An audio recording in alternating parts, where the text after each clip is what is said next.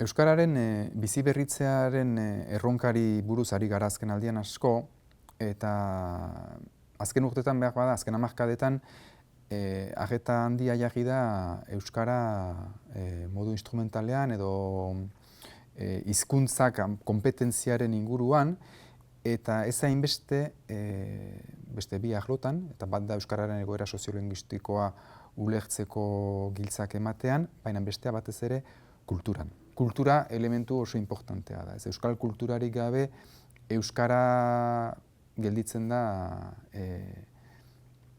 heldulekurik gabe bezala.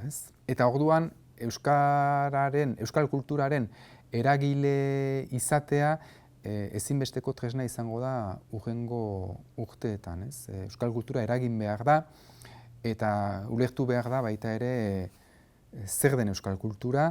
Etorkizunean aurreikusten da bai udal politiketan, elkartetan eta abar baita ere hezkuntza arloan kultur eragileak behar izango direla.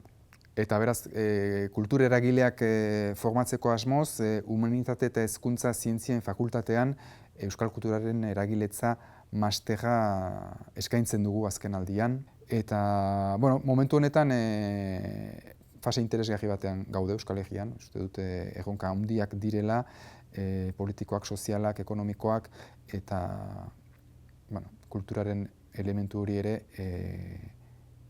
erronka estrategiko horien erdigunean dago. Askotan ahazten da, behar da, gain horietatik kultura importantea dela, baina gu konbentzituta gaude elementu kulturala dela gizarte hobe bat erako bidea eta Euskal Herriaren eta Euskararen biziberritzerako bidea baita ere.